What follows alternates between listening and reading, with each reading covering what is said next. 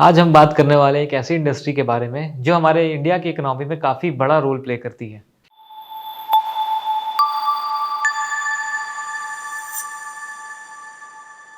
Export import के बारे में तो हम सब जानते हैं कि कितनी बड़ी इंडस्ट्री है, कितनी वाइड इंडस्ट्री है। ऐसे ही एक कंपनी है रूट स्टॉक जो हमारे इंडिया, हमारे लखनऊ में एग्ज़िस्ट करती है और वो काफ़ी सालों से एक्सपोर्ट और इंपोर्ट में डील कर रहे हैं अपने अलग-अलग प्रोडक्ट्स को लेके। इस कंपनी का जो मेजर प्रोडक्ट्स हैं वो हमारे ब्राउन राइस हो गए, हमारे घी हो गए और अलग-अलग हर्ब्स, स्पाइसेस और कॉफ़ीज़ में डील करते हैं। और ये न जाने साउथ अफ्रीका में कितने प्रोडक्ट्स अब तक एक्सपोर्ट कर चुके हैं, न्यूज़ीलैंड में, ऑस्ट्रेलिया में एंड मिडल ईस्ट में।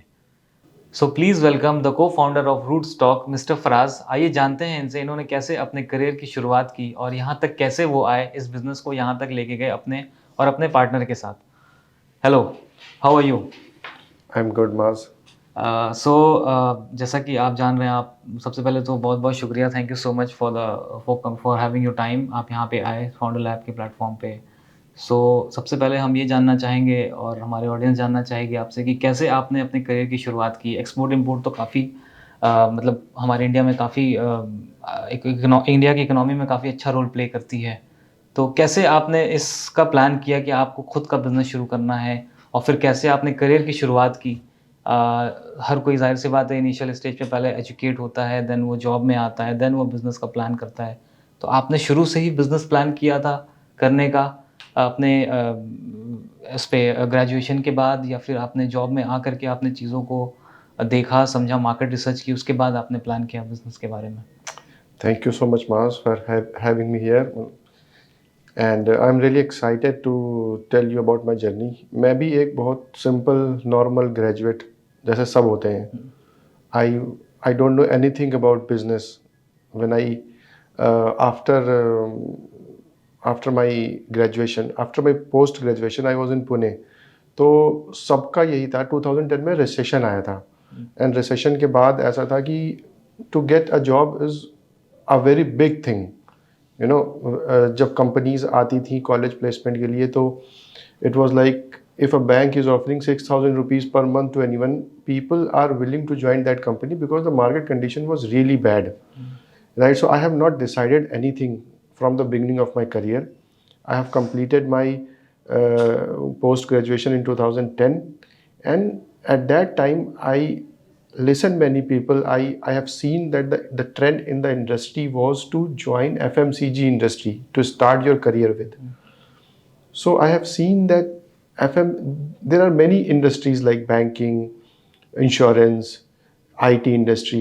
Many industries were there, but to start a career as a marketing profession, you have to join FMCG industry. So FMCG industry join करने के लिए I have dropped many job and I have joined a very small company at very small pay scale just to give myself a right platform. Okay, Right. So slowly after that, I survived in that company only for 6 months, hmm, and then they fired me because the budget of the company was very less. Then fortunately, I got a job into another country, hmm, th- into another company. Sorry, hmm, and there I spent almost 6 to 7 years. Hmm, I got a chance to visit many countries, hmm, and there I developed myself. I have seen a lot of things. Hmm, Then I realized that how immature I was, hmm, and the things started developing there. Hmm. So this is how I started, and at the time here I reached. जैसे अभी आपने बताया कि आपने अपने career की शुरुआत बहुत ही लेस पे से करी, तो कैसे किसी और को शुरुआत करना है अपने करियर की, जैसे कि लगता है कि हाँ, बहुत लेस पेइंग जॉब में हम कर रहे हैं और हमें स्विच करना है, तो क्या मतलब क्या माइंड का जो हमारा मेकअप होना चाहिए, वो किस टाइप का होना चाहिए? ज़रूरी नहीं है वो बिज़नेस ही के बारे में सोचे, अगर अपने करियर के बारे में भी सोच रहा है स्विच करने के लिए, तो क्या माइंडसेट होना चाहिए उसका? एक्चुअली होता क्या है, जब आप ग्रेजुएट होते हो एंड जब आप मार्केट में जाते हो जॉब करने, हुँ, तो आपको रियलिटी नहीं पता होती है। हुँ, अगर आप सेल्स में हो, मार्केटिंग में हो, अकाउंट्स में हो, सो आपको रियलिटी पता ही नहीं है कि एक्चुअल ऑन ग्राउंड जॉब में क्या होता है। सो आप जब स्टार्ट करोगे, सो बहुत ही डिफ़िकल्ट होता है कि आपको राइट प्लेटफ़ॉर्म मिल जाए हुँ, स्टार्ट करने के लिए। हुँ, ठीक है? तो I started my career sales में, क्योंकि मेरा ग्रेजुएशन जो था वो पोस्ट ग्रेजुएशन वो सेल्स में था। हुँ, सो पहली जॉब में जब मैंने ज्वाइन किया तो मुझे पता ही नहीं था कि वहाँ पे होता क्या है। ये चीज़ मोस्ट ऑफ द स्टूडेंट्स के साथ होता है कि आफ्टर इंटरमीडिएट ग्रेजुएशन किया, उनको ये भी पता नहीं होता है कि कंपनीज में कितने डिपार्टमेंट होते हैं और वहाँ पे क्या काम होता है। तो जब मैंने सेल्स में ज्वाइन किया, सेल्स एंड मार्केटिंग में, तो मुझे रियलाइज़ हुआ कि ये काम तो मुझे पता ही नहीं। सो मेरे को मतलब मुझे एक सेल्समैन के साथ एसोसिएट किया कि आप इनके साथ मार्केट जाइए और आप समझिए कि मार्केट में क्या सीन है, कैसे प्रोडक्ट को मूव कराते हैं। सो मैं 2 महीने उनके साथ गया, मार्केट किया मैंने। जब मैंने पूरी समझ लिया मार्केट की अंडरस्टैंडिंग क्या होती है कि प्रोडक्ट कंपनी में कैसे बनता है, फिर वहाँ से प्राइमरी सेल्स होकर डिस्ट्रीब्यूटर को कैसे जाता है, फिर डिस्ट्रीब्यूटर अपनी सेकेंडरी सेल करके रिटेलर को कैसे देता है, फिर रिटेलर कस्टमर को कैसे देता है, इस बीच में एक सेल्स पर्सन का क्या रोल होता है, ये सब मुझे समझ में आया 6 मंथ के बाद। ये पूरा प्रोसेस होता है। तो जब आप बेसिक समझ जाएंगे then you are ready to go on a second level. तो आप खुद ही डिसाइड करोगे कि अब मुझे सेल्समैन से एक स्टेप ऊपर जाना है। तो वहाँ पे या तो आपको कंपनी प्रमोट करके आपको ऊपर लेके आए, या तो आप अपने करियर के हिसाब से आप दूसरी कंपनी स्विच करके और आप वहाँ पे जा सकते। तो learning from the ground level वो बहुत इंपॉर्टेंट है, वो बहुत ज़रूरी है। और उसके लिए कहीं ना कहीं हमारा एजुकेशन सिस्टम सपोर्ट नहीं करता। आप बुकिश नॉलेज लेके जॉब में जाओगे, यू विल नॉट सक्सेस, आप सक्सेस नहीं हो पाओगे जब तक ऑन ग्राउंड एक्सपीरियंस आपको ना मिले। फैक्ट है, ये तो फैक्ट है। ठीक है, अभी हम लोगों ने काफ़ी हम लोग अपने एनवायरनमेंट में देखते हैं कि बहुत ज़्यादा लोग हेल्थ कॉन्शियस अब होते जा रहे हैं एज़ पर जैसे कोविड की जो सिचुएशन आई।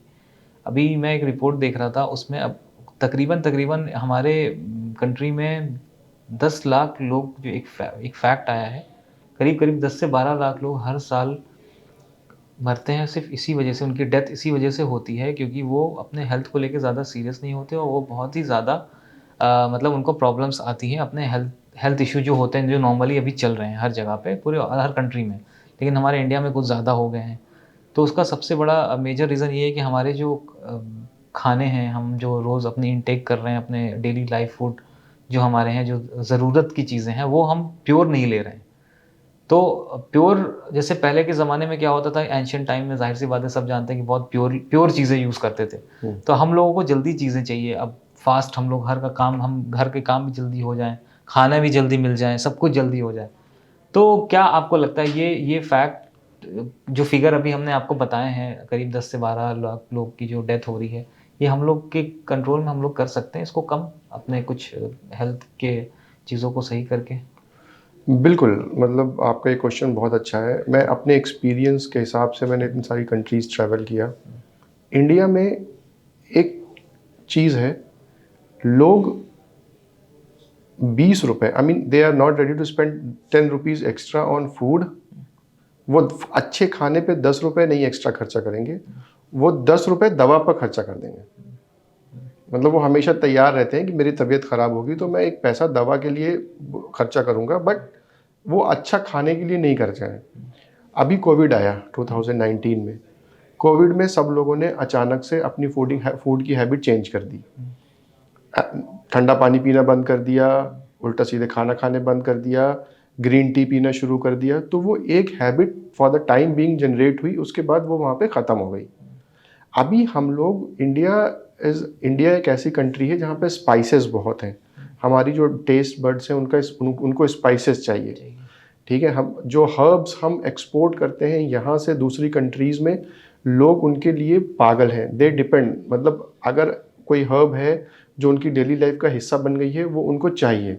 लेकिन हमारे टेस्ट बड्स ऐसे हैं कि अगर हम ग्रीन टी पिए तो हम एक से ज़्यादा नहीं पी सकते, या most of the people they don't want कि मेरे को ग्रीन टी चाहिए। हम दूध वाली चाय पीते हैं, और दूध वाली चाय बहुत नुकसानदायक होती है पीने के लिए।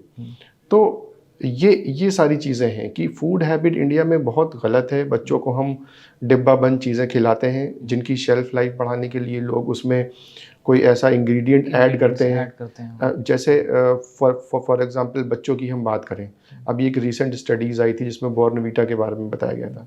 Bournvita is nothing but 70% chocolate powder. अब चॉकलेट पाउडर से कोई बच्चा कैसे सही हो सकता है, लेकिन उसकी एडवर्टीजमेंट में कमिटमेंट भी उन लोगों ने करा है कि भाई ये बच्चे की ग्रोथ अच्छी होगी, माइंड पिकअप। लेकिन अगर आप उनके इंग्रेडिएंट पार्ट देखेंगे या किसी प्रोडक्ट के ऊपर आप स्टडी करेंगे तो आपको लगेगा कि ये प्रोडक्ट कैसे हेल्दी हो सकता है। फॉर एग्जांपल जैसे अभी फ्रेंच फ्राइज बच्चों को बहुत पसंद है, या मकेन की आलू टिक्की आती है वो बहुत पसंद है। आप उसको फ्रीज़र में रख के प्रिजर्व करके आप 1 साल तक यूज़ कर सकते हो और आपको वही टेस्ट मिलेगा। तो जब हम किसी चीज़ को डिब्बा बंद करते हैं तो उसकी शेल्फ लाइफ बढ़ जाती है और वो बहुत लॉन्ग टर्म में हम लोगों को, हमारी बॉडी को नुकसान पहुंचाती है। एंशिएंट टाइम में क्या था, वो होल फूड पर डिपेंड थे, होल फूड पर, फ्रेश होल फूड पर डिपेंड करते थे, कोई भी चीज़ प्रिजर्वेटिव वाली नहीं खाते थे। तो इसलिए उनको बीमारियां नहीं होती थी, उनकी हेल्थ लाइफ स्पैन अच्छी थी। पानी भी वो पीते थे तो तांबे के बर्तन में रखा हुआ पीते थे, उससे उनको आयरन मिलता था। खाना हमेशा वो होल फूड खाते थे, राइस खाते थे, दाल खाते थे, कुक्ड फूड खाते थे, ब्रेड्स नहीं थी या ऐसी कोई चीज़ नहीं थी। तो इसलिए उनकी लाइफ स्पैन अच्छी थी। जैसा भी आपने बोला कि आज की डेट में हम लोगों को हर चीज़ ऑन द गो चाहिए। बच्चा सुबह उठा, उसको स्कूल जाना है, टाइम कम है, ऐसी चीज़ कोई उनको दे दो जिसमें एफर्ट्स ना लगे। तो ये सब चीज़ें हैं जिनकी वजह से इंडिया की जो मोर्टेलिटी रेट है या इंडिया में जो डिजीज़ रेट्स हैं वो बहुत ज़्यादा है कंपैरेटिव टू अदर कंट्रीज़। तो कंक्लूजन इसका हमें तो यही समझ में आ रहा है कि जितनी ज़्यादा फैसिलिटीज़ आजकल हम लोग को मिल रही है उतना ज़्यादा हमारे हेल्थ के लिए बहुत ज़्यादा नुकसानदेह हो रहा है। बिल्कुल, फिजिकल एक्टिविटीज़ ना होना ये भी फिजिकल एक्टिविटी आपको तभी फ़ायदा करेगी जब आपकी फूड डाइट अच्छी होगी, फूड हैबिट अच्छी होगी। तो कहीं ना कहीं ये सब एक दूसरे पर डिपेंड है। अगर आप दवा खा के आप चाहते हैं कि आपकी शुगर कंट्रोल हो जाए, नहीं होगी। एक्सरसाइज करेंगे, दवा खाएंगे तो दवा ज़्यादा असर करेगी आपको। फूड हैबिट अगर आपने सही कर दी तो आपका जो बैड वेट है वो लॉस होगा, उससे आपकी इम्प्रूवमेंट होगी। तो ये सारी चीज़ें हैं, ये सारी चीज़ें हम लोगों को एजुकेट करना है। मतलब जो रूट स्टॉक का जो मेन मोटिव है लोगों को, या जो मैंने over the period of time सीखा कि how to educate people, aware करना लोगों को इसके बारे में कि भाई आप जो कर रहे हो, अभी जो सिनेरियो चल रहा है हमारे कंट्री का या और भी कंट्री का, कि कैसे अपने हेल्थ को लेके कुछ ज़्यादा सीरियस हो जाए सही वक्त पे, आगे चल के ज़्यादा प्रॉब्लम ना हो। बिल्कुल। आप सुनते होंगे कि कभी किसी की कोई बहुत हेल्दी इंसान था, वो सुबह ठीक था, शाम को उसकी सडन डेथ हो गई। वो सडन डेथ होना ये पूरा का पूरा डिपेंड करता है कि आपके अंदर की सिचुएशन आपको नहीं पता। सिम्टम्स नहीं आया, आपकी बॉडी ने सिम्टम्स नहीं शो किए, वो एकदम से आया और उसी दिन वो ख़त्म हो। तो ये सब बहुत अवेयरनेस बहुत ज़रूरी है। तो अभी जैसे अब हम आते हैं आपके कंपनी के बारे में और आपके बारे में डीप उसके बारे में बात करेंगे। अब जैसा कि हम सब जान रहे हैं कि Root stock, mister Faraz is a cofounder of root stock. तो आप आपसे ये जानना चाहेंगे कि रूट स्टॉक क्या है एक्चुअल में, क्या इसका रीज़न, आपने इस अपनी कंपनी के बारे में कुछ ब्रीफ करिए कि कैसे आपने रूट स्टॉक को बनाया और इसका मतलब क्या हुआ रूट स्टॉक, और ये कहाँ से आपने इनिशियली स्टार्ट किया, आप कितने इसमें फाउंडर्स हैं, डायरेक्टर्स हैं, उसके बारे में थोड़ा सा हम जानना चाहेंगे, ऑडियंस को बताना चाहेंगे इस बारे में कि क्या है अभी आपका प्लान, कैसे आप अपने बिजनेस को कहाँ देख रहे हो इस चीज़ के लिए। यार इट्स अ जर्नी। मतलब मैं आपको बताऊं, मैं जैसे मैंने आपको बताया कि इन माई करियर ऑफ 10 ईयर्स, 10 साल के मेरे करियर में मैं ऑलमोस्ट 16 to 17 कंट्रीज़ में जा चुका हूँ। Being an Indian is a blessing. लोग इंडिया के फूड को, इंडिया के स्पाइसेस को, इंडिया के हर्ब्स को बहुत पसंद करते हैं, वो बहुत चाहते हैं। And India is the leading exporter of spices and herbs, rice and all. India is a leading exporter. तो मैं जब बाहर मार्केट रिसर्च पे जाता था, मार्केट सर्वे करता था, तो मुझे ये मैं जब बाहर गया तो मुझे ये रियलाइज़ हुआ कि लोग कैसे इंडियन एंशिएंट फूड के ऊपर कितना फोकस करते हैं। ओके। बहुत छोटी सी सिटी है हमारे यूपी में, मुरादाबाद।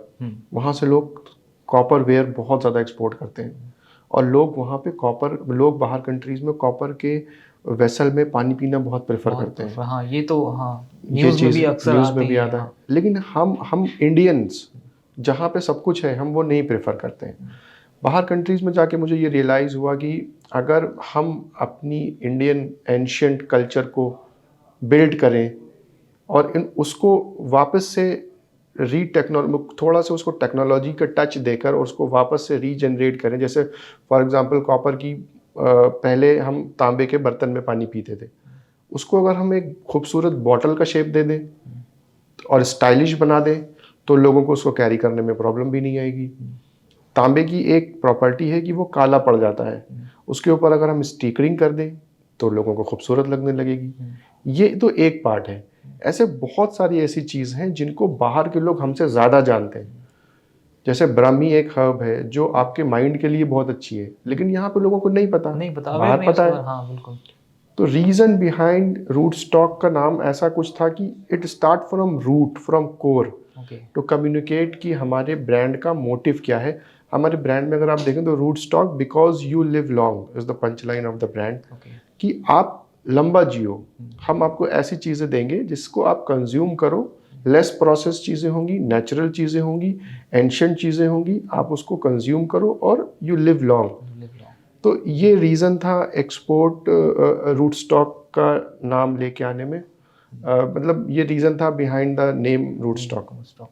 तो अभी आप लोग इस कंपनी को कितने फाउंडर्स मैनेज कर रहे हैं, या कितने डायरेक्टर्स हैं आप लोग, कितनी लोगों की टीम है, जहाँ पे फैक्ट्री सेटअप वगैरह कैसे, कहाँ पर है आपके सब? या हम लोगों ने सिर्फ हम 2 लोगों ने स्टार्ट किया था। ये भी एक बहुत पेनफुल जर्नी है कि सिर्फ 2 लोगों ने स्टार्ट किया था और हमारे पास कुछ भी नहीं था। मतलब ऐसा नहीं है कि हमारे पास एक बहुत बड़ी फंडिंग थी, बहुत बड़ा हमारे पास कोई इन्वेस्टर था, ऐसा कुछ भी नहीं था। मैं और मेरे पार्टनर खालिद, हम दोनों ही जॉब करते थे एक कंपनी में। हम दोनों ही जब जाते थे ऑफिस से या आते थे तो हम दोनों के दिमाग में ये रहता था कि कुछ करना है, क्योंकि मेरे आइडियाज़ एक्सपोर्ट्स के थे कि एक्सपोर्ट में ये चीज़ बहुत चलेगी, लोगों को डिमांड है, लोगों को पता नहीं है। तो हम दोनों ही रोज़ एक ब्रेनस्टॉर्मिंग का सेशन होता था, सुबह शाम आते जाते। फिर फाइनली जब हमारा फिर फाइनली हमने लोगों से बात किया एक्सपोर्ट में, जो मेरे कनेक्शंस थे, कि हम लोग कुछ नया प्रोडक्ट डेवलप कर रहे हैं। पहले तो हम लोग ने अपने ऊपर कॉन्फिडेंस लिया कि अगर हम ये प्रोडक्ट बनाएंगे तो क्या ये चलेगा।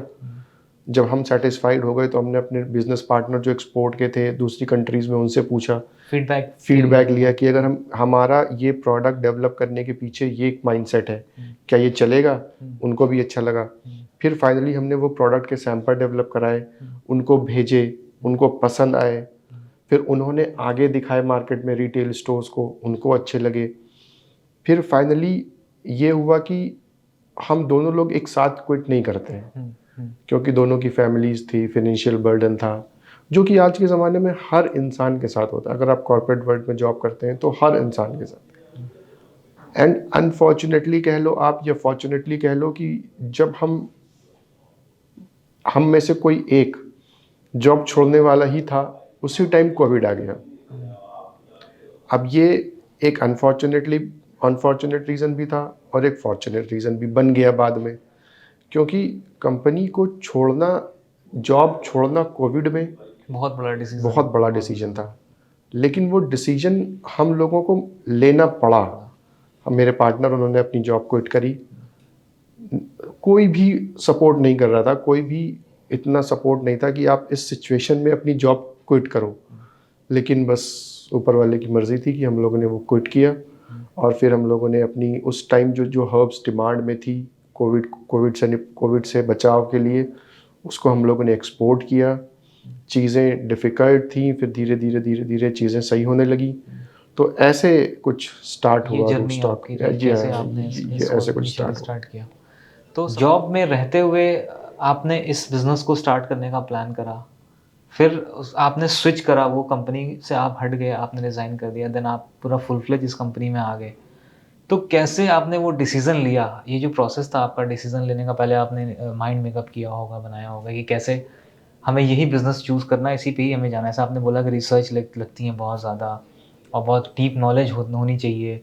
अब फैक्ट्स पे आ जाओ आप, जब फैक्ट्स समझ लो कि हाँ ये कंट्री में, ये रीजन में ये डिमांड्स है इस प्रोडक्ट की, तो वो कितना टाइम आपको लगा ये डिसीज़न बनाने में, अपना माइंड मेकअप करने में और ये डिसीज़न लेने में कि अब हमें अपनी रूट स्टॉक को लॉन्च कर देना है? एक्चुअली ये पूरा डिसीजन मैंने आपको बताया कि मैं मार्केट विज़िट करता था, बहुत सारी कंट्रीज़ में रिटेल डिफरेंट डिफरेंट लोगों से मिलना, उनसे बात समझना, उनकी फूड हैबिट को समझना। तो ये सब वहाँ से स्टार्ट हुआ। जब मुझे मार्केट में अपॉर्चुनिटी दिखी कि मेरी एग्जिस्टिंग कंपनी वो प्रोडक्ट नहीं बना रही है जिसका डिमांड मार्केट में है, मैंने कन्विंस करने की कोशिश भी करी लोगों को कि आप ये प्रोडक्ट बनाओ, आप वो प्रोडक्ट बनाओ, बट वह कंजर्वेटिव मोड में ही चल रहे थे and they don't want to shift to a different level की मुझे दूसरी चीज़ भी सोचना चाहिए। वो उनका वो कंजर्वेटिव मोड में ही पर ही वो चल रहे थे। ऑफ कोर्स मतलब जॉब से स्विच करके बिजनेस में आना ये ये एक बहुत बहुत बड़ा बड़ा रिस्क, डिसीजन था, हाँ, रिस्क होता है किसी के लिए रिस्क भी। फैक्टर हाँ, भी था।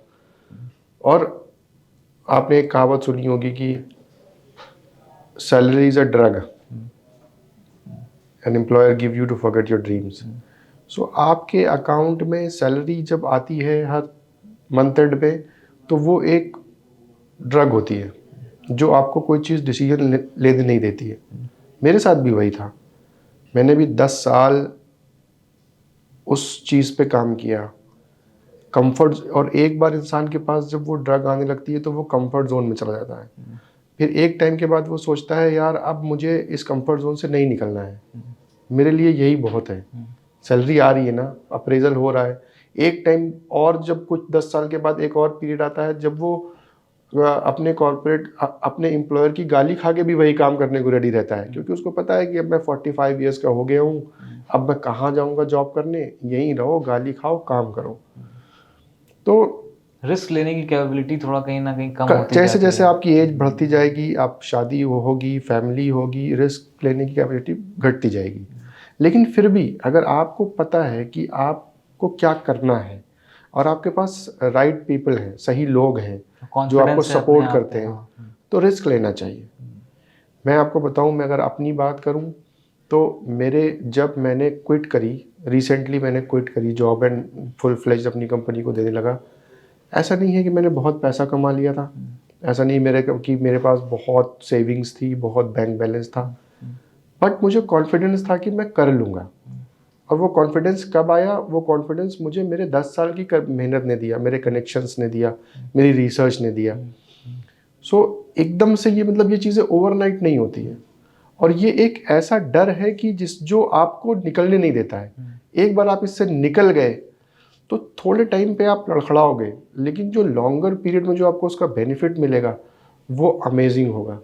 मतलब मैं आपको बताऊं, पहले मेरी सैलरी 30th को आती थी, अब मेरी सैलरी 30th को नहीं आती है। खर्चे मेरे उतने ही हैं बट आई एम सेटिस्फाइड। शाम को जब मैं घर जाता हूँ तो मुझे अच्छा लगता है कि हाँ मैं सेटिस्फाइड हूँ। पहले मेरा सिर्फ जॉब में मेरा एक पोर्टफोलियो था, अब मुझे हर पोर्टफोलियो देखना है। वहाँ पे मैं कंप्लेन करता था ये मेरा काम नहीं है, ये मैं नहीं करूँगा।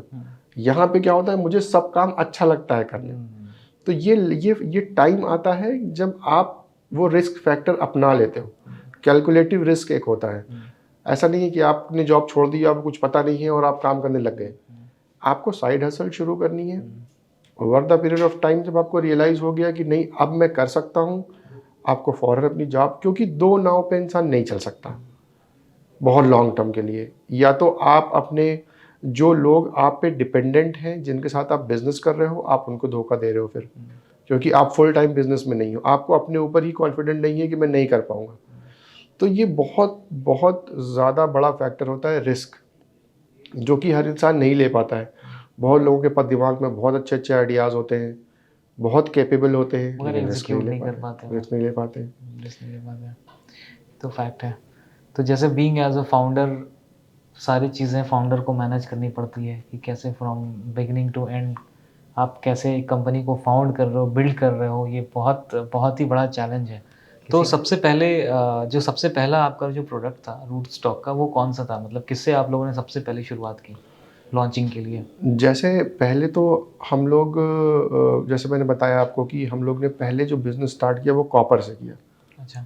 और कॉपर के जो प्रोडक्ट थे वो हमने ब्राज़ील में भेजना स्टार्ट किया। ओके। रीज़न क्योंकि ब्राज़ील बहुत दूर है इंडिया से, और उनका कल्चर बिल्कुल डिफरेंट है, हमारा कल्चर बिल्कुल डिफरेंट है। तो जब मैं वहाँ पे गया और मैंने देखा कि देयर इज़ अ गैप, कि वहाँ पे एक गैप है, लोग चाह रहे हैं हेल्दी लाइफस्टाइल फॉलो करना लेकिन उनके पास ऑप्शन नहीं है। तो मैंने अपने जो मेरा बिजनेस पार्टनर थे वहाँ पे उनको एजुकेट किया इस प्रोडक्ट के बारे में। उनको बहुत अच्छा लगा।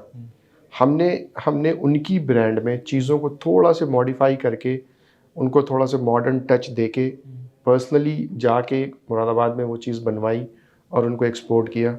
उनको बहुत अच्छा लगा। We have received repeat order. तो copper vessel is the first product we have started with, okay. And then धीरे धीरे हम लोग प्रोडक्ट ऐड करते चले गए, फिर फूड में आ गए, फिर फूड में ऐड करते हाँ, चले गए। फूड के बारे में बात करेंगे। कैसे फूड में, जैसे आपने बताया कि कॉपर एक्सपोर्ट करने के लिए आप लोगों ने सबसे पहले शुरुआत की, तो कैसे किस तरीके से आपका फूड एफएमसीजी सेक्टर में आने का क्या मतलब आपका प्लान एक्चुअली था? फिर कॉपर पहले से ही आपने सोचा था इसके बारे में, या फिर कुछ रैंडम प्लान बना, या फिर आपके पास्ट एक्सपीरियंस से ही आप इसमें स्विच करने का प्लान किए? पहले तो हम लोगों ने सोचा था कि फूड इंडस्ट्री में नहीं जाएंगे क्योंकि उसमें कॉम्प्लिकेशंस बहुत हैं। ओके। हम लोग ने सोचा था कि natural, ancient and user non food items, जैसे एक प्रोडक्ट होता है लूफा बोलते हैं उसको, और लूफा होता है नेचुरल स्क्रबर जो नहाने के लिए यूज़ होता है। वो क्या होता है, वो पंपकिन जब सूख जाती है तो उसका आउटर शेल उतार देते हैं और उसको हम यूज़ करते हैं as a body scrubber. Okay. इसकी भी बहुत डिमांड थी। Okay. But over the period of time जब मैं मार्केट में गया, गैप दिखा, जैसे मैंने बताया कि being an Indian is a blessing. यहाँ पे देखा कि बहुत सारी नई चीज़ें हैं जो अगर हम बाहर भेजेंगे तो वो बहुत चलेगी, बट वो रॉ फॉर्म में थी। मतलब you can not export it as it is, finish आपको प्रोडक्ट बनाने फिनिश के लिए, प्रोडक्ट हाँ। बनाने के लिए। तो जब भी मैं मार्केट में ज़्यादा, मैं घंटों रिसर्च के लिए स्पेंड करता था रिटेल स्टोर्स में, जैसे लुलु हो गया, कारफोर हो गया। प्रोडक्ट कौन से हैं शेल्फ में, कौन से नहीं हैं, क्या मार्केटिंग टेक्निक यूज़ करते हैं वहाँ पे लोगों को एजुकेट करने के लिए। फॉर एग्जांपल, आप अपने बच्चे को बहुत अच्छा खाना देना चाहते हो बट आपको पता नहीं है कि वो अच्छा फूड है क्या। आपने जो देखा वो वो शेल्फ में देखा लगे आपने, हुए हैं, वो आपने जो एडवर्टाइजमेंट के ज़रिए देख लिया, वो उन्होंने देख अवेल कर ली। दिया कि हाँ भाई आप इसको जैसे बॉर्नविटा का एग्जांपल आपने दिया। हम्म। तो बस वो बहुत जल्दी-जल्दी चीज़ें बस ग्रैब करते हैं हम लोग, कि बस हमारा ग्रैब टाइम बच करते जाए, हैं। हम फटाफट खा लें और हमारा काम हो जाए। तो ये जब मुझे एक गैप रियलाइज़ हुआ कि ये चीज़ हो सकती है, फिर हम लोग यहाँ पर आए, फिर हमने प्रोडक्ट डेवलप करना शुरू किया, बहुत डीप में जाके कि ये इस प्रोडक्ट का सोर्स कहाँ है, ये प्रोडक्ट कहाँ ग्रो होता है, इसको हम किस तरीके से फाइन टच दे के इसको ईटेबल बना सकते हैं, ये सारी चीज़ हैं। फिर सो ये पूरा मार्केट रिसर्च के बाद ही ये हमने डिसाइड किया कि अब हमें फूड में भी जाना चाहिए। फूड की बात करें तो फूड में हमारा सबसे पहला प्रोडक्ट था A2 काऊ घी। अच्छा। ये बहुत ट्रेंड, इंडिया में ट्रेंड शुरू हो रहा है। अब तो काफ़ी अब तो कंपनीज़ आ काफ़ी हो गई गए हैं, काफ़ी हैं। कॉम्पिटिटर्स हो गए हैं जब इसमें। हमने स्टार्ट किया तो सिर्फ 1 या 2 कंपनीज थी और तो क्या बाकी एक्चुअल में वो प्योर होते हैं, या फिर उसमें भी कुछ ऐसा? एक्चुअली जो A2 काऊ घी होता है वो बनता है A2 मिल्क से, और A2 मिल्क जो देती है गाय जिसके पीठ पे वो हम्प होता है, हम्म। वो काऊ जो साहीवाल काउस बोलते हैं उनको, वो साहिवाल। जो हमें मिल्क देती हैं, उनके मिल्क से जो घी बनता है उसको A2 काऊ घी बोलते हैं। वो मिल्क बनाने का तरीका भी थोड़ा डिफरेंट है। जनरली हम क्या करते हैं, हमने दूध में से मलाई निकाला और उसको बॉयल किया और जो निकला वो लिक्विड वो घी हो घी गया। हो गया। बिलोना मेथड यूज़ करते हैं हम A2 घी बनाने में। अच्छा। उसमें पहले दूध की दही बनती है, फिर दही को बिल्कुल एकदम पहले ज़माने की तरह उसको मथ के उससे मशीन से हैंड चर्निंग बोलते हैं जो उसको, कपड़े से जो पहले, कपड़े हाँ, रस्सी होते थे, से हाँ। उसमें एक वो डाल के उससे पहले क्रीम निकालते हैं उसकी, फिर उससे एक ट्रीटमेंट प्रोसेस होके पूरा फिर जो घी बनता है वो A2 घी होता है। इस प्रोसेस में जाने के लिए कितने प्रोसेस होते हैं घी को कंप्लीट, मतलब घी तक आने के लिए? पहले दो हम से मिल्क तीन, लेते हाँ। हैं, मिल्क की टेस्टिंग कराते हैं मेक श्योर करने के लिए कि इसमें प्रॉपर प्रोटीन या प्रॉपर न्यूट्रिशन है कि नहीं है। एक बार ये प्रूफ हो जाता है कि ये A2 मिल्क है, फिर हम उसको उस दूध की पहले दही जमाते हैं, दही जमाने के बाद उसमें से क्रीम निकालते हैं, फिर क्रीम से घी बनता है। सो देयर आर 3-4 स्टेप्स हैं स्टेप्स हैं। जो कि टाइम टेकिंग स्टेप्स है। अगर आप इसको कॉमर्शियलाइज कर दोगे, अगर आप चाहो कि हम घी A2 घी मशीन से बनाने लगे तो पहले तो उसमें वो टेस्ट नहीं आएगा, उसका जो उसको वो जो इतना महंगा बिकता है वो बिकने का मतलब ही ख़त्म हो जाएगा। फिर महंगा वो इसलिए है क्योंकि उसको बनाने में टाइम लग रहा है। तो ये रीज़न है कि A2 मिल्क अच्छा A2 घी कंपैरिजन टू नॉर्मल घी colour wise, taste wise, smell wise and protein बहुत अच्छा है। जो न्यूट्रिशन फैक्ट्स हैं उसके वो कंपैरिजन टू ए नॉर्मल घी बेटर है। आप नॉर्मल घी किसी भी ब्रांड का उठा के आप देखो, आप वो बिल्कुल सफ़ेद होता है। ठंड में अक्सर होता है कि घी का कुछ पार्ट जम जाता है, कुछ पार्ट नहीं जमता। वो सिर्फ और सिर्फ अडल्ट्रेशन की वजह से होता है, क्योंकि उसमें मिलावट होती है। ठीक है, A2 ये बिलोना मेथड से जो घी बनता है वो 24/7 वो ऐसे ही रहेगा। 365 डेज में आप कभी भी वो उठा लीजिए, वो एज इट इज़ रहेगा। सो A2 ghee was our first product जो हमने दुबई में एक्सपोर्ट किया। ओके। वो हमारा फूड आइटम में सबसे अच्छा प्रोडक्ट था। ओके। तो जैसा कि अभी आप लोगों ने मिस्टर फराज से ये जाना कि कैसे आप इस प्रोसेस को स्टार्ट करो, कैसे आप शुरू करो किसी भी प्रोडक्ट को लॉन्च करने के लिए, क्या प्रोसेस होते हैं, किस किस तरीके से आप टेस्ट करो। अब हम इनसे ये जानेंगे कि सपोज़ हमें एक्सपोर्ट का बिज़नेस स्टार्ट करना है, तो इनिशियली सबसे पहला जो स्टेप होता है, पहला स्टेज होता है, पहला फ़ेज़ होता है, उसमें हमें क्या करना होता है? किसी भी बिज़नेस ओनर को अगर कोई प्लान कर रहा हो बिज़नेस स्टार्ट करने के लिए एक्सपोर्ट इंपोर्ट का, तो इनिशियली सबसे पहला स्टेप जो स्टेज है, फेज़ है, वो क्या है? क्या करना होगा? हमें किस टाइप का माइंडसेट रखना है? पेशेंस लेवल क्या होने चाहिए? गवर्नमेंट स्कीम्स के बारे में लोगों को नहीं पता होता है, गवर्नमेंट स्कीम्स क्या होती हैं? कैसे गवर्नमेंट स्कीम्स के बारे में जानें? मार्केट रिसर्च कैसे करें कि राइट प्रोडक्ट राइट प्लेस पे हम डिलीवर करें अपने क्लाइंट्स को, अपने कस्टमर्स को, और उस ब्रांड को ज़्यादा से ज़्यादा मतलब जितनी जल्दी कवर कर सकें, अच्छी पोजीशन पे ले जाएँ। तो वो उसके बारे में थोड़ा-सा जानेंगे। जैसे आपने रूट स्टॉक के लिए जो किया इस जर्नी में, आपने और आपके पार्टनर लोगों ने जिस भी तरीके का डिसीज़न लिया, वो कैसे ये जो जर्नी जो आपकी थी इतने सालों की, जैसे हमें पता है कि आपको 10 साल का करीब एक्सपीरियंस रहा है इस इंडस्ट्री में। तो ये जर्नी में आपने कितनी चीज़ें सीखी और लोगों को क्या आप एजुकेट करेंगे किस लेवल से कि फ्रॉम स्क्रैच टू एंड कैसे आप स्टेप बाय स्टेप चलो? ये बहुत ही अच्छा क्वेश्चन है आपका। आज के यूथ को देखते हुए एक्चुअली होता क्या है कि पहले तो आपको ये पता होना चाहिए कि आपको करना क्या है। जैसे मेरा इंटरेस्ट फूड में है, किसी का हो सकता है सर्विसेज में हो, किसी का हो सकता है मशीनरी में हो। सो अलग अलग इंटरेस्ट होना चाहिए और बहुत स्ट्रॉन्ग इंटरेस्ट होना चाहिए। मतलब ऐसा नहीं है कि आज फुल आपने कुछ फ्लेज सोचा, फोकस्ड, फोकस्ड। आपने सोचा कि आज कुछ सोचा कि मैं ये करता हूँ, फिर 2-3 महीने के बाद यार ये नहीं चल रहा है, मुझे ये करना है, फिर 3 महीने के बाद कुछ और करना है। तो ये नहीं होना चाहिए। आपको you have to give yourself time कि मेरे को 1 साल का टाइम चाहिए टू फाइंड कि मेरा वाई क्या है, कि क्यों मुझे क्या करना है, क्यों मुझे करना है ये एक्सपोर्ट, और क्या मेरा वाकई में इंटरेस्ट है। एक बार आपको आपका प्रोडक्ट पता चल गया, फिर उसमें 2 चीज़ें होती हैं, एक फ्रंट एंड होता है और एक बैक एंड होता है। फ्रंट एंड में ये होता है कि आपको ये रिसर्च करना पड़ेगा कि जो प्रोडक्ट आप बना रहे हो वो किस कंट्री में सबसे ज़्यादा डिमांड है उसकी।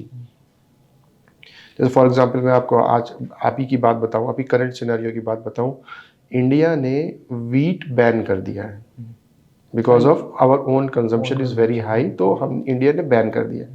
इंडिया सबसे ज़्यादा वीट एक्सपोर्ट करता था यूएई में। अभी यूएई में वीट की बहुत ज़्यादा डिमांड बढ़ गई है एंड ये अपॉर्चुनिटी है उन कंट्रीज़ के लिए जो यूएई में जाना चाह रही थी लेकिन जा नहीं पा रही थी। तो आपको पहले जो प्रोडक्ट आप डिसाइड करेंगे उसको आपको पता करना पड़ेगा कि वो किस कंट्री में सबसे ज़्यादा हाईली डिमांडेबल है। फिर आपको उस कंट्री के फैक्ट्स एंड फिगर्स निकालने पड़ेंगे कि हम कंज्यूमर प्रेफरेंसेस क्या है, छोटे पैक में चाहिए कि बड़े पैक में चाहिए, क्या प्राइस है वहाँ पे, कैसे आप अपने प्रोडक्ट को थोड़ा डिफरेंट करके दिखा सकते हो। वो डिफरेंट में पैक साइज भी हो सकता है, कॉम्पिटिटर्स को कैसे कॉम्पीट करना है, वो क्या कर प्राइसेस रहे भी हैं। हो सकते हैं। बहुत इंपॉर्टेंट पॉइंट है कि प्राइसेस बहुत ज़्यादा इंपॉर्टेंट है, क्योंकि आप सपोज करो कि आप एक आयल में जा रहे हो, आप एक सुपर स्टोर में हो और आपको राइस खरीदना है और आपके सामने टेंस ऑफ ब्रांड्स लगे हुए हैं। आप कंफ्यूज हो कि आपको कौन सा लें। सब कंपनी अच्छी है, सब कंपनीज का प्रोडक्ट अच्छा है, तो वहाँ पे सबसे ज़्यादा मैटर क्या करता है, प्राइस। प्राइस, आप सोचो कि ये 10 रुपए का 5 केजी दे रहा है, ये 9 रुपए का 5 केजी दे रहा है, दोनों की ब्रांडिंग अच्छी है, दोनों की पैकेजिंग अच्छी है, तो मैं 1 रुपए एक्स्ट्रा क्यों स्पेंड करूं? आपने 9 रुपए वाला उठा लिया। तो प्राइस बहुत मैटर करता है। आपका आर्ट वर्क, डिज़ाइनिंग ऐसी होनी चाहिए कि वो अपीलिंग हो, लोगों को लगे। Designing itself is a salesman. मतलब ऐसा कहते हैं कि पैक जो आपका प्रोडक्ट है वो इटसेल्फ प्रेजेंटेशन इज़ अ बहुत, हाँ, बहुत प्रेजेंटेशन ही बहुत आई ज़रूरी कैची है। होनी चाहिए, बहुत ज़्यादा। अगर आप you are looking stand out from the crowd, एक कहावत है, अगर आपका प्रोडक्ट ऐसा स्टैंड आउट लग रहा है तो वो इजीली कस्टमर ले लेगा। तो ये स्ट्रेटजी हो गई फ्रंट एंड में। फ्रंट एंड के अलावा बैक एंड में क्या चैलेंजेस आते हैं? आपको किसी ने बोल, आपको ऑप्टिमम क्वांटिटी चाहिए। जैसे आप ये सोचो कि मैं 10 पैकेट बना के एक्सपोर्ट कर दूं, तो वो पॉसिबल नहीं। आपने हमेशा सुना होगा कि एक चीज़ बनाने में जो कॉस्ट आती है वो कॉस्ट 10,000 टाइम्स हो जाती है अगर वो आप 10,000 पीसेस बनाओगे। बना दोगे। तो कहीं ना आपको कहीं क्वांटिटी जब इंक्रीज होती तो जाहिर सी बात है कॉस्ट कॉस्ट कम हमारी होती कम है। होगी। तो आपको हर चीज़ का एक वो दिखाता है कि जो चीज़ आप बेचना चाहते हो वो कहाँ मिलती है, उसका ऑप्टिमम प्राइस क्या होगा अगर हम एक क्वांटिटी खरीदते हैं। फिर वो उसकी प्राइमरी पैकेजिंग क्या होगी, उसकी सेकेंडरी पैकेजिंग क्या होगी, आप उसको कहाँ बनाओगे, आप उसको कहाँ लेके जाओगे। सो ये सब चीज़ें आती है सेकेंड लेवल में, जब आप डिसाइड करते हो कि आप क्या प्रोडक्ट बनाना चाहते हो। जैसे मैं अपने केस में अगर मैं बताऊं कि मैं फूड की अगर बात करूं, तो फूड में फॉर एग्ज़ाम्पल मैं घी की बात करूं या ऑयल की बात करूं। ऑयल, अगर आपको ऑयल बेचना है एक्सपोर्ट में, सो आपको क्या क्या लगेगा मैं बताता हूँ आपको। एक तो आपको ऑयल चाहिए जो कि रॉ मटेरियल हो गया। दूसरा, उसके पैकेजिंग मटेरियल में आपको बॉटल चाहिए, उसका कैप चाहिए, उसके लेबल्स चाहिए। फिर उसको पैक करने के लिए आपको कार्टन चाहिए। फिर कार्टन आप कार्टन आप शिप करोगे, पोर्ट पे जाएगा, फिर पोर्ट से वो डेस्टिनेशन पोर्ट पे पहुंचेगा। तो ये हर चीज़ की एक एमओक्यू होती है। ये सबसे बड़ा चैलेंज है। फ्रंट एंड में आपका बायर बोल रहा है मेरे को 100 पीस चाहिए इस प्राइस में, लेकिन आप नहीं दे पाते हो। क्यों? क्योंकि आपकी कॉस्टिंग हाई हो जा रही है, क्वांटिटी कम होने की वजह से। तो पहले तो आपको अपने, और इनिशियल स्टेज में आपके बिजनेस पार्टनर को नहीं पता है कि वो बिकेगा कि नहीं बिकेगा। So this is the biggest challenges of the industry. आपके पास फंड नहीं है, I am talking about startups का, मतलब उनके पास, जिनके पास बहुत बड़ा फंडिंग है और वो बिजनेस स्टार्ट कर रहे हैं, उनकी बात अलग है। मैं स्ट्रगलर्स की बात कर रहा हूँ, जो स्टूडेंट हैं या जो अभी फ्रेश ग्रेजुएट हुए हैं और वो कुछ करना चाहते हैं। प्लान कर रहे हैं एक्सपोर्ट इंपोर्ट में। आपके पास फंड नहीं है मार्केटिंग करने का, आपके पास एमओक्यू की हाई है, तो आपको ऐसा कहीं विन विन सिचुएशन में आना है कि इधर से भी काम हो जाए, उधर भी काम हो जाए। तो ये बिगेस्ट चैलेंज होता है इंडस्ट्री का। अगर आप नॉर्मल पैक करके बेचेंगे तो वो बिकेगा नहीं। So this is the biggest challenge when anyone can face in export या किसी भी इंडस्ट्री में। इंडिया में भी, अगर इंडिया में अमेजन पे सेल करना बहुत आसान है, लेकिन वो सेल आप तब कर सकते हो जब आपका प्रोडक्ट कम्पिटिटिव हो। कम्पिटिटिव प्रोडक्ट के लिए कम्पिटिटिव प्राइसेस चाहिए आपको। प्राइसेस चाहिए और पूरी प्रॉपर स्ट्रेटजी होती है बिजनेस को करने के लिए, तो वो स्ट्रेटजी से आपको वो फॉलो करके ही आप बिजनेस को कर सकते हो, कोई भी, बिल्कुल। चाहे वो एक्सपोर्ट हो, इंपोर्ट हो, चाहे कोई हो। तो जब तक स्ट्रेटजी नहीं, मेरा तो ये मानना है, स्ट्रेटजी नहीं तब तक कोई बिजनेस सक्सेस नहीं है। बिल्कुल। तो जैसे अभी हम लोगों ने बात की इसके बारे में कि कैसे आप पहले अपने प्रोडक्ट को डिसाइड करो, तो डिसाइड करने के लिए क्या आप अपने, जब प्रोडक्ट को आप लॉन्च करते हो किसी भी प्रोडक्ट को, तो क्या किस तरीके की रिसर्च आप उसके पीछे लगाते हो? कैसे, कौन कौन से वेबसाइट्स में, जाहिर सी बात है बहुत से ऐसी क्लाइंट्स की वेबसाइट्स होती हैं या गवर्नमेंट की वेबसाइट्स होती हैं जिसमें आपको ये पता होता है कि that India is the leading exporter of this product, तो उसके बारे में कैसे, क्या, कौन से प्रोडक्ट को डिसाइड करें कि हाँ, हम ये एक्सपोर्ट कर सकते हैं?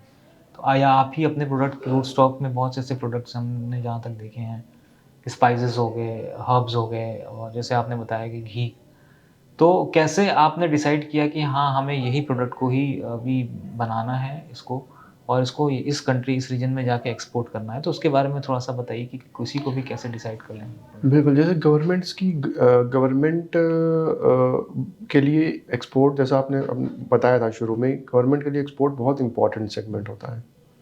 गवर्नमेंट हमेशा चाहती है कि हमारे पास फॉरेन करेंसी आए, और वो सिर्फ एक्सपोर्ट से आ सकती है, और फॉरेन करेंसी से कंट्री डेवलप होती है, डेवलपमेंट में हेल्प मिलती है उसके। तो जैसे गवर्नमेंट की बहुत सारी इंफॉर्मेशंस गवर्नमेंट ऑनलाइन प्रोवाइड कराती है, जिसमें आपको ये पता चलता है कि कौन सी कंट्री कौन सा प्रोडक्ट कितना इंपोर्ट कर रही है। जैसे अभी एक हाल ही के मेरी रिसर्च में मैंने देखा कि यूरोप में एक प्रोडक्ट होता है ग्वारगम, उसका पाउडर बहुत जाता है। अच्छा, वो एज एन इंग्रेडिएंट यूज़ होता है यूरोप में। ग्वारगम क्या होता है? ग्वारगम जैसे एक वेजिटेबल, एक बीन्स की कैटेगरी में होता है, वो ग्रीन वेजिटेबल होती है। उसको हम ड्राई करके उसका पाउडर बनाते हैं और अच्छा। वो एज एन इंग्रेडिएंट यूज़ होती है अदर प्रोडक्ट्स में, और यूरोपियन कंट्रीज़ में ये बहुत ज़्यादा है।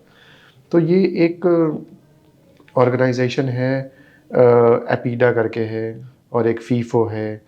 इनकी ऑर्गेनाइजेशन पे आप जाके वहाँ पे आप रिसर्च कर सकते हो कौन सा प्रोडक्ट किस कंट्री में इतना ज़्यादा एक्सपोर्ट हो रहा है। ये गवर्नमेंट की ये ऑर्गेनाइजेशन? गवर्नमेंट प्रोवाइड कराती है डेटा आपको कि आप अगर एक्सपोर्ट करना है तो आप कौन सा प्रोडक्ट कहाँ पे एक्सपोर्ट करो, वहाँ पे बायर ढूंढो।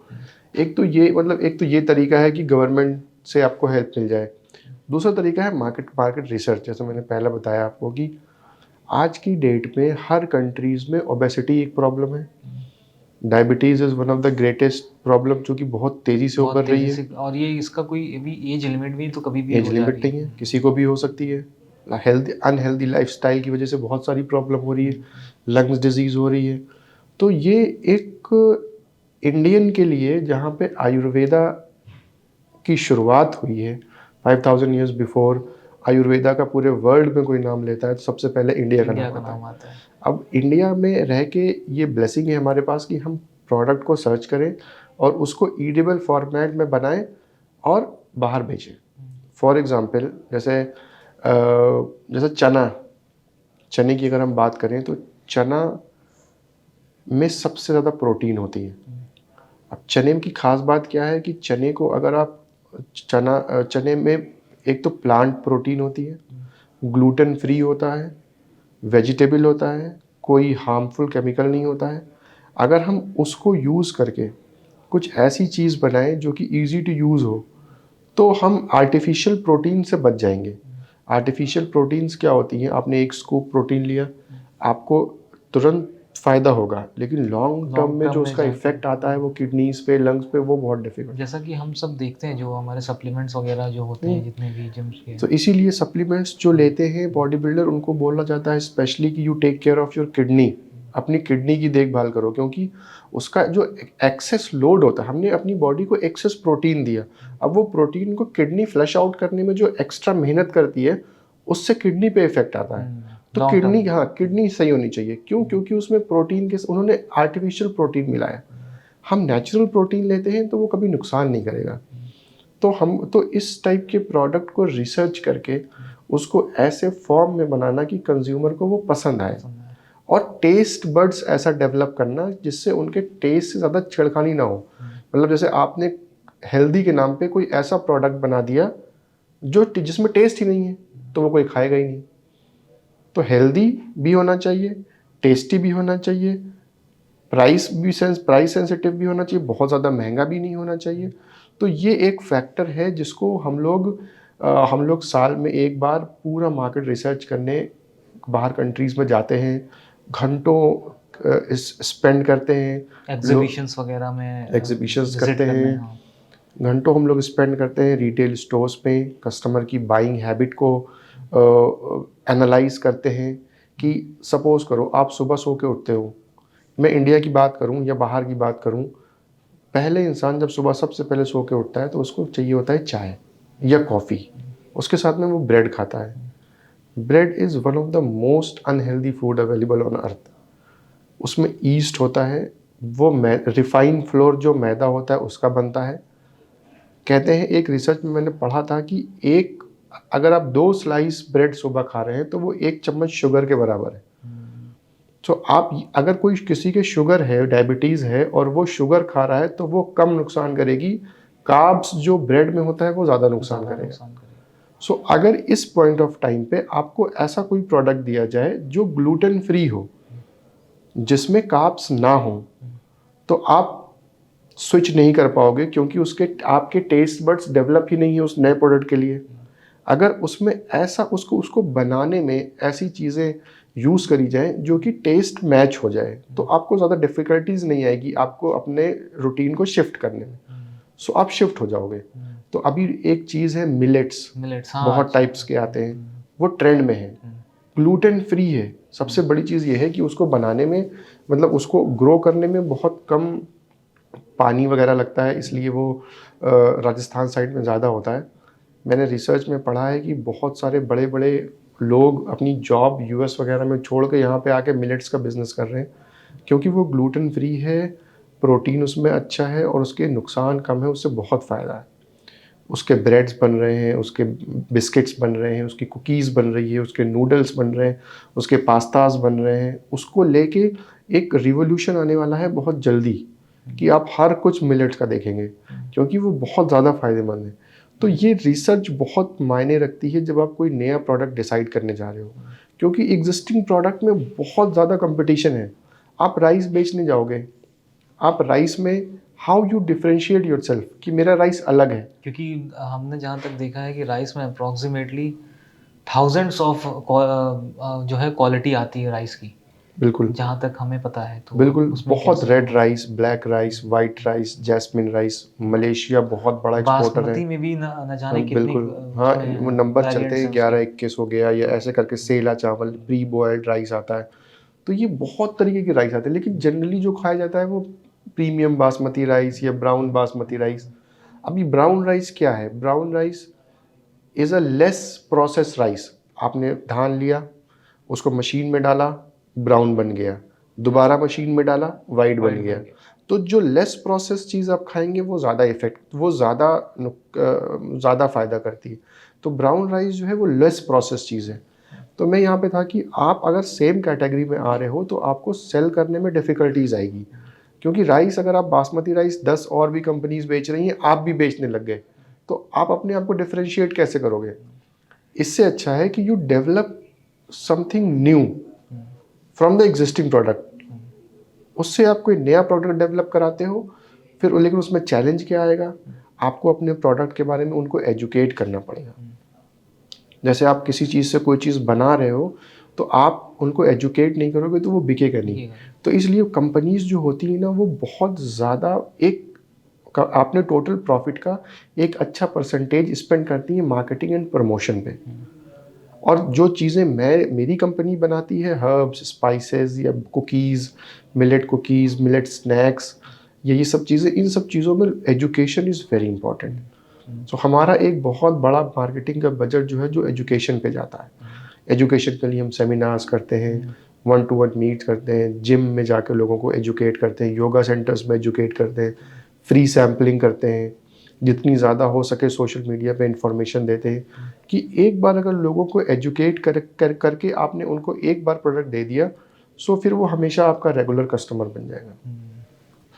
बहुत अच्छा पॉइंट था। अभी जैसे आपने बोला कि सोशल मीडिया पे अवेयरनेस के बारे में जैसे बात हो रही थी, तो सोशल मीडिया जैसे आप जानते हो अभी डिजिटल प्लेटफॉर्म ऐसा है कि ये डिजिटल वर्ल्ड वाकई में बहुत बड़ी है। तो आपको क्या लगता है कि किसी को भी अपना बिजनेस जब वो स्टार्ट करे तो सोशल प्लेटफॉर्म पे उसको रेगुलर बेसिस पे एक्टिव होना ज़रूरी है, अपने प्रोडक्ट के बारे में अवेयर करना? बिल्कुल, अगर आपको सबसे पहली चीज़ ये है कि आपको ये पता होना चाहिए कि हमारे कस्टमर कौन है, हमारा एंड यूज़र कौन है।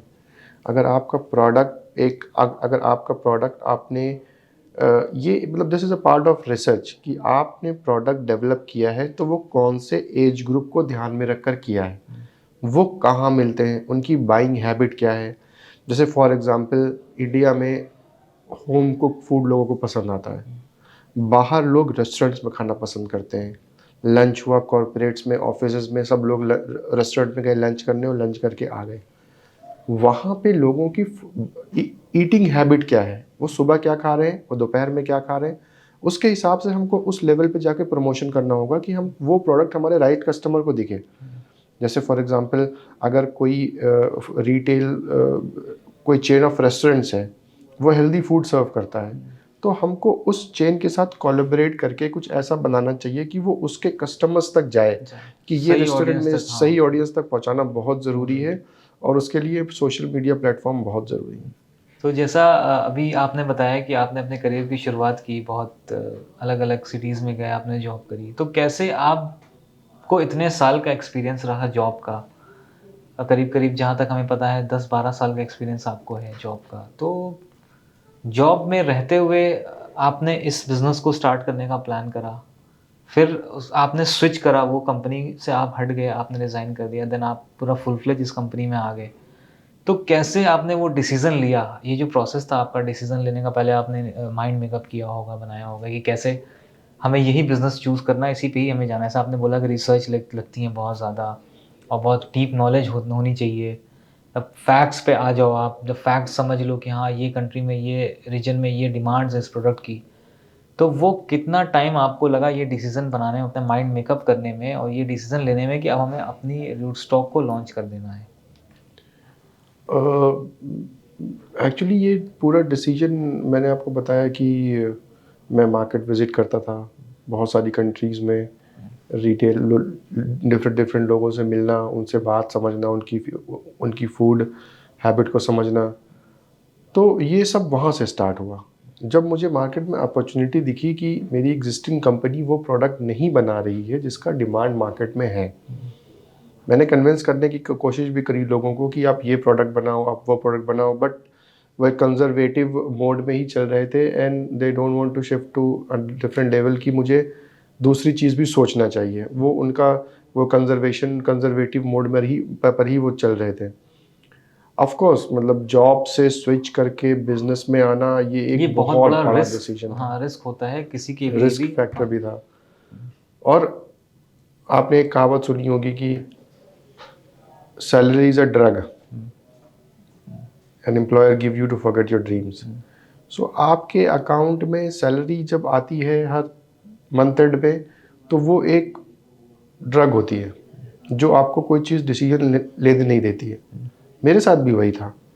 मैंने भी 10 साल उस चीज़ पे काम किया, कंफर्ट, और एक बार इंसान के पास जब वो ड्रग आने लगती है तो वो कंफर्ट जोन में चला जाता है। फिर एक टाइम के बाद वो सोचता है यार अब मुझे इस कंफर्ट जोन से नहीं निकलना है, मेरे लिए यही बहुत है। सैलरी आ रही है ना, अप्रेजल हो रहा है, एक टाइम और जब कुछ 10 साल के बाद एक और पीरियड आता है जब वो अपने एम्प्लॉयर की गाली खा के भी वही काम करने को रेडी रहता है, क्योंकि उसको पता है कि अब मैं 45 ईयर्स का हो गया हूँ, अब मैं कहाँ जाऊँगा जॉब करने, यहीं रहो, गाली खाओ, काम करो। तो रिस्क लेने की कैपेबिलिटी थोड़ा कहीं न कहीं कम होती जैसे जाती जैसे है। आपकी एज बढ़ती जाएगी, आप शादी होगी, फैमिली होगी, रिस्क लेने की कैपेबिलिटी घटती जाएगी। लेकिन फिर भी अगर आपको पता है कि आपको क्या करना है और आपके पास राइट पीपल हैं, सही लोग हैं जो आपको कॉन्फिडेंस है अपने सपोर्ट आप पे, करते हैं, हाँ। तो रिस्क लेना चाहिए।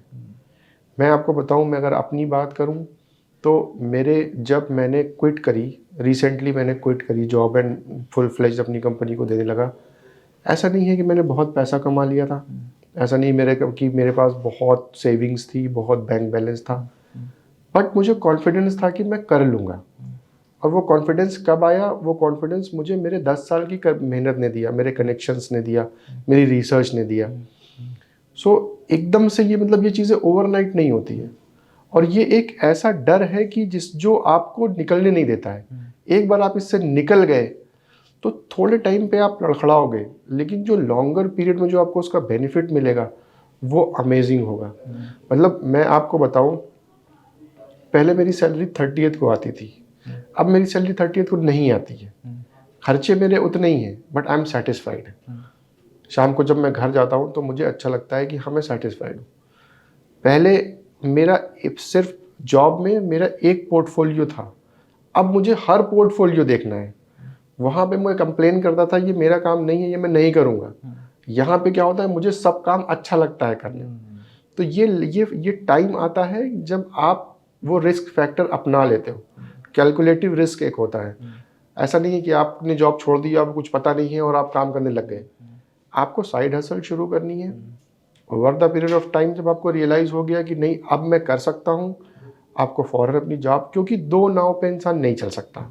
एक बहुत फेमस कोट है जैक मा का, जो अलीबाबा के फाउंडर हैं, कि today is difficult, day after tomorrow is much more difficult, but 2 days after tomorrow is sunshine. Most people die do a day after tomorrow. सो अगर आप पेशेंस रख के उसको सरवाइव कर ले गए तो 2 दिन के बाद सवेरा है, लेकिन ज़्यादातर लोग कल शाम को ही मर जाते हैं। तो ये एक बहुत बड़ी चीज़ है, मतलब ये बहुत ही बेटर ट्रुथ है। ये हमें देखना पड़ेगा ये कि हमें हमारे देख अंदर कि हाँ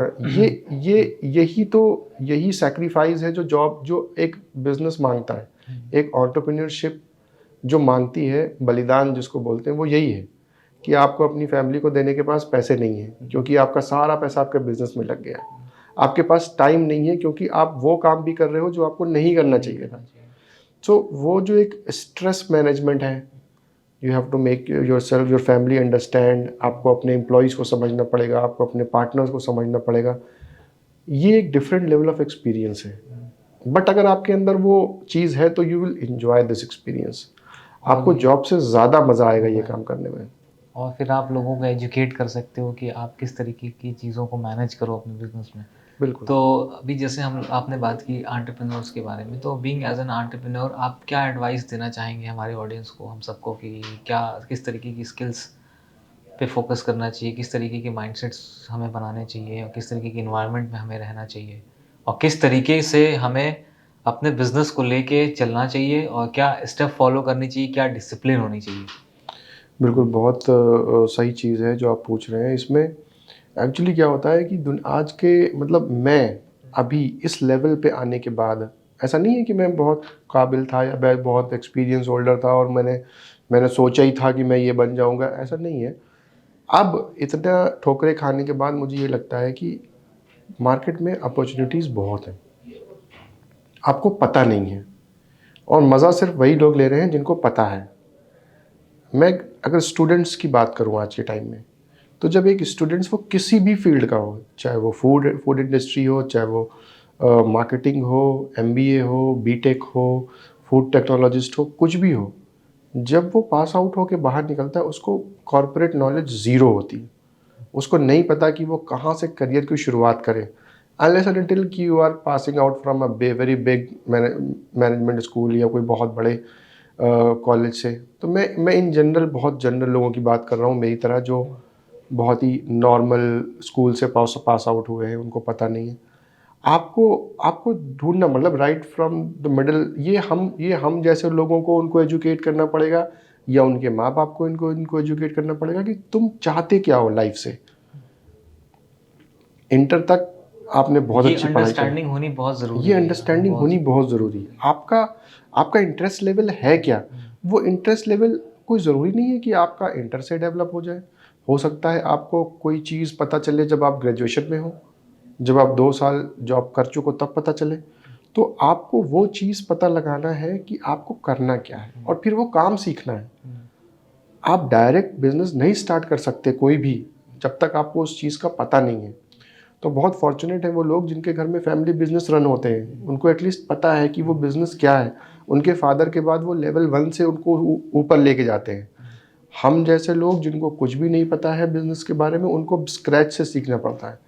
तो अगर कोई स्टूडेंट लेवल का बंदा इसको सीखना शुरू कर देता है अपने एजुकेशन करियर के साथ ही, पोस्ट ग्रेजुएशन के साथ या ग्रेजुएशन के टाइम पे, कि वो ये सोचे कि मुझे क्या चाहिए लाइफ से, मैं किस टाइप का बिजनेस करना चाहता हूँ, ऐसी कंपनीज़ कहाँ होती हैं, उन कंपनीज़ को अप्रोच करके फ्री में उनको सर्विसेज दे के ट्रेनिंग करो वहाँ पे। ऐसा जैसे जैसे एमबीए में या किसी भी चीज़ में 6 महीने की इंटर्नशिप होती है। वो इंटर्नशिप लोगों के लिए लोग सोचते हैं कि मुझे स्टाइपेंड मिल जाए। मत लो स्टाइपेंड, स्टाइपेंड मत लो, आप फ्री में करो। ग्रेजुएशन में कंपनी में जाकर बोलो मैं आपका सब काम करने को तैयार हूँ, मेरे को 6 महीना ट्रेनिंग दो। आप अलग अलग फील्ड की ट्रेनिंग लो। आप ऐसा नहीं है कि आप सिर्फ मार्केटिंग के ही लो, सेल्स की लो, मार्केटिंग की लो, लॉजिस्टिक की लो, एडमिनिस्ट्रेशन की लो, ताकि जब आपका करियर स्टार्ट होने वाला हो तो आपको पता हो सब पहले से। फॉर एग्जाम्पल जैसे हमने शुरुआत करी थी, अगर मैंने अपनी शुरुआत एक सेल्स एग्जीक्यूटिव के साथ मार्केट में जाकर नहीं करी होती, उस टाइम मुझे लोग बोलते थे कि तुमने एमबीए किया है और तुम ये काम कर रहे हो, पागल हो तुम। जैसा अभी हम लोग जो सुनते हैं सारे लोगों से कि आप एमबीए करके इतनी कम जॉब, ये बेच रहे हो, हाँ ये बेच रहे हो, यही ये बेच रहे हो। या बीटेक करके कर रहे हो, तो ऐसा कहीं लिखा नहीं है कि आप बीटेक हो या एमबीए हो या फिर बीसीए हो तो आप बिजनेस नहीं कर सकते। ऐसा नहीं है कि बिजनेस आप या जो प्रॉब्लम, जैसे सपोज करिए मैं आपको एक एग्जांपल बताता हूँ। आप एक एग्जीक्यूटिव हो, ठीक है, आपने ग्राउंड लेवल पे काम नहीं किया है, आपने मुझे फ़ोन करके बोला कि आज तुम किस क्लाइंट से मीटिंग करने गए थे, मैंने आपको बता दिया मैं गया था वहाँ पे क्लाइंट मीटिंग करने। आपको अगर आपने मार्केट में काम किया है तो आप कह सकते हो वहाँ पे कोई क्लाइंट ही नहीं है, तुम किससे मिलने गए थे, तुम तो सो रहे थे घर पे। So that kind of knowledge होना, वो कब आता है कॉन्फिडेंस, जब आप उस लेवल पे जाके काम करते हो, जब आप ग्राउंड पे हो। जब आप ग्राउंड पे हो चुके होते हो, तब आप टीम हैंडल कर सकते हो। सही है। तो मैं तो आज के लोगों को यही बोलूँगा, स्टूडेंट्स को, कि पढ़ाई लिखाई के साथ एंटरप्रेन्योरशिप स्किल्स डेवलप करनी चाहिए। अपने आप से क्वेश्चन पूछना चाहिए कि मुझे करना क्या है लाइफ से। किसी चीज़, अलग अलग इंटरेस्ट लेवल होते हैं, उस इंटरेस्ट लेवल पर काम करना चाहिए और इसको अर्ली स्टेज से करना चाहिए। ऐसा नहीं है कि आप एक बार ग्रेजुएशन कर लिया, फिर पोस्ट ग्रेजुएशन कर लिया, अब मैं सोचता हूँ कि मुझे करना क्या है। नहीं, वो तो बहुत देर हो गई। आपने अपने लाइफ के जो इम्पोर्टेंट ईयर्स थे, जो एनर्जेटिक टाइम था, वो तो आपने कॉलेज में निकाल दिया। तो वहाँ उस पॉइंट मैं, मतलब मैं इसीलिए मैं ये सोच रहा था कि अगर हम कुछ ऐसी चीज़ डेवलप करें जिससे हम पोस्ट ग्रेजुएट या पोस्ट ग्रेजुएट स्टूडेंट्स में एक एजुकेशन प्रोग्राम चला के उनको एजुकेट करें कि क्या सोचो, how to change your thought, कि आपका थॉट प्रोसेस क्या होना चाहिए इस एज पे। तो हम इंडिया में जो अनएम्प्लॉयमेंट हो रही है बहुत ज़्यादा, कि लोग एक कोर्स करने के बाद वो वेट करते हैं कि मुझे कोई अच्छी जॉब मिल जाए। अच्छा, अब बात करते हैं हम लोग कोर्स, जैसा आपने बताया कि एजुकेट करना है लोगों को, कुछ ऐसे प्रोग्राम्स होने चाहिए। तो अभी हम लोग ऐसा प्रोग्राम अरेंज कर रहे हैं अलग-अलग कॉलेजेस में, और कुछ सेमिनार्स भी करेंगे हम, और उसके बाद फिर हम कुछ वेबिनार्स भी करेंगे अपने ऑडियंस के लिए, सबके लिए। तो आपको क्या लगता है कि आप इस चीज़ के लिए बिल्कुल आप हमारे सपोर्ट में रहेंगे? आप हमारे ऑडियंस को या हमारे जितने भी स्टूडेंट्स जो करना जानना चाह रहे हैं कि कैसे एक्सपोर्ट इम्पोर्ट बिज़नेस होते हैं, तो आप उसके लिए रेडी हैं कि आप उनको एजुकेट करेंगे सारी चीज़ों से फ्रॉम बिल्कुल, बिगिनिंग टू एंड? बिल्कुल। मैं जो चीज़ें मैंने स्ट्रगल करके फेस करी है या जिन चीज़ों से मैं गुज़रा हूँ, मैं हमेशा यही सोचता था कि काश मेरा कोई मेंटर होता और मुझको ये चीज़ वो पहले बता देता, तो मुझे इतना स्ट्रगल नहीं करना पड़ता। मेरे लिए चीज़ें आसान हो जाती। तो ज़रूर अगर आप ऐसा कुछ प्लान कर रहे हैं, तो मेरे भी कहीं बैक ऑफ द माइंड ये चल रहा था कि मैं कैसे मतलब उन स्टूडेंट्स को एक राइट करियर पाथ दे सकता हूँ, या एटलीस्ट उनकी थिंकिंग चेंज कर सकता हूँ कि आप ये करो। करना उनका काम है, प्रोडक्ट चूज़ करना उनका काम है। मैं उनको राइट गाइडेंस दे सकता हूँ। कोई ज़रूरी नहीं है वो एक्सपोर्ट हो, एक्सपोर्ट है तो बहुत अच्छी बात है, लेकिन अगर नहीं है तो आप कैसे वो चीज़ करो। आप शुरुआत में पैसे मत देखो कि मुझे पैसे मिले तो ही मैं जॉब करूं। आप अगर अपने ग्रेजुएशन टाइम में किसी कंपनी में जाके कुछ भी काम करते हो, आप उनका वहाँ का खाली माहौल समझते हो, तो आपके लिए बहुत इनफ है। तो बिल्कुल जैसा आप मतलब कह रहे हैं, वो तो एक बहुत ही ज़रूरी रिक्वायरमेंट है लोगों की आज की डेट में, स्पेशली स्टूडेंट्स को राइट करियर पाथ पे ले जाने के लिए, ताकि उनको हम शुरू से ही उनके माइंडसेट को ऐसा चेंज करना है कि आप कोर्स के बाद जॉब का मत सोचो सोचो। कि कंपनी आएगी तो मैं जॉब लूँगा। आप सोचो कि कंपनी मैं कैसे एस्टेब्लिश करके 10 लोगों को जॉब कैसे जॉब दे दूँगा। सकता हूँ। तो जो माइंडसेट चेंज करना है ना, वो यहीं से होगा। वहीं से होगा। नहीं, ठीक है, थैंक यू सो मच। जैसा कि अभी प्रोग्राम हम लोग इंशाल्लाह अरेंज करेंगे, और उसके बाद फिर हम अपने ऑडियंस को फिर दोबारा से आपसे कनेक्ट कराएँगे, ठीक है? तो हो गया sir. Thank you so much for being here mister Faraz. तो हम ये चाहेंगे कि आप हमारे ऑडियंस को कुछ ऐसा मैसेज दें लास्ट में, जिसकी वजह से उनको काफ़ी अच्छी करियर में अच्छा कुछ डिसाइड करने के लिए वो प्लान कर लें। अपने ही आपसे रिलेटेड जो अभी हम लोगों ने बात की जिस बारे में, इस एक्सपोर्ट के बारे में, तो उसका कुछ अच्छा मैसेज आप दे दो, जो भी बिज़नेस इसका स्टार्ट करना चाहते हो। Thank you, Maz, for inviting me here, and it was really a good discussion. बहुत सारे अच्छे पॉइंट्स निकल के आए जो मैंने सोचा भी नहीं था कि हम बात करेंगे उसके बारे में। ऑडियंस के लिए मेरा यही मैसेज है कि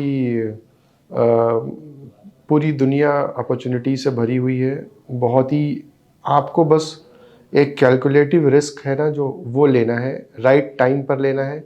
अगर आप एक्सपोर्ट का बिज़नेस स्टार्ट करना चाह रहे हैं और आपका एग्जिस्टिंग बिज़नेस को आप एक्सपोर्ट लेवल पे लेके जाना चाह रहे हैं, तो ये बहुत अच्छी अपॉर्चुनिटी है। इंडियन गवर्नमेंट बहुत सपोर्ट कर रही है अपना एक्सपोर्ट बढ़ाने के लिए। जैसे कि मैंने अपने इंटरव्यू के दौरान कई बार बोला कि being an Indian is a blessing. India अपने आप में 50 कंट्री के बराबर एक कंट्री है। आप छोटी छोटी कंट्रीज़, लखनऊ से छोटी कंट्रीज़ जैसे न्यूजीलैंड है, ऑस्ट्रेलिया है, दुबई है, ये सब एक मेट्रो सिटी इंडिया की जो है उनके भी आधे की बराबर कंट्रीज़ हैं। तो इंडिया में साउथ में कुछ प्रोडक्ट अलग बनते हैं, नॉर्थ में कुछ अलग बनते हैं, ईस्ट में अलग हैं, वेस्ट में अलग हैं, हमारे कल्चर अलग हैं, हमारे प्रोडक्ट्स अलग हैं। तो आपके पास बहुत बड़ी अपॉर्चुनिटी है कुछ प्रोडक्ट क्रिएट करके बेचने की, या एग्जिस्टिंग प्रोडक्ट को थोड़ा से रीटच करके मार्केट में लॉन्च करने की। सो आप सोचो कि आपको करना क्या है, स्टडी करो, रिसर्च करिए, वीडियोस देखिए, डिस्कशंस करिए लोगों से। उसके बाद आप अपना प्रोडक्ट डिसाइड करिए या सर्विसेज डिसाइड करिए और डू इट। आई मीन बहुत अपॉर्चुनिटी है मार्केट में। और स्पेशली मेरा मैसेज उन लोगों के लिए है जो अभी अंडर ग्रेजुएट हैं या जो ग्रेजुएशन कर रहे हैं या स्टूडेंट्स हैं। उनको उनके उनके माइंडसेट को शुरू से ही चेंज करना है कि आप ये मत सोचो कि मैं एक ग्रेजुएशन करने के बाद एक जॉब करूँगा। आप ये सोचो कि मैं कुछ ऐसा करूँगा जिससे मैं 10 लोगों को जॉब दूँ। ठीक है, funds is a problem. I mean पैसा एक प्रॉब्लम होता है, बट पैसा एवरीथिंग इज नॉट मनी। पैसा सब कुछ नहीं होता है। अगर आपके पास सही लोग हैं, सही कनेक्शंस हैं, तो बिना पैसे के भी बिजनेस किया जा सकता है और उसको बढ़ाया जा सकता है। So thank you so much mister Faraz. जैसा कि अभी आपने हमारे ऑडियंस को बताया कि दैट आप हमारे सपोर्ट में बिल्कुल रेडी हैं। तो अभी रिसेंटली हम आप सबको बताना चाहेंगे कि हम लोग एक वर्कशॉप करेंगे, डिटेल वर्कशॉप होगी हमारे ऑडियंस के लिए, जो mister Faraz will be there, जो डिटेल वर्जन होगा इस एक्सपोर्ट एंड इंपोर्ट बिज़नेस का, कि कैसे आप शुरू करो इस बिज़नेस को, इसमें क्या क्या चैलेंजेस आते हैं, कैसे ग्राउंड पे आपको जाना है, कैसे क्लाइंट को हैंडल करना है, किस तरीके से क्लाइंट की रिसर्च करो, किस तरीके से प्रोडक्ट की रिसर्च करो, कैसे लॉन्च करो। ये सारी चीज़ों का डिटेल वर्जन एक होगा, एक अच्छी वर्कशॉप हम करेंगे।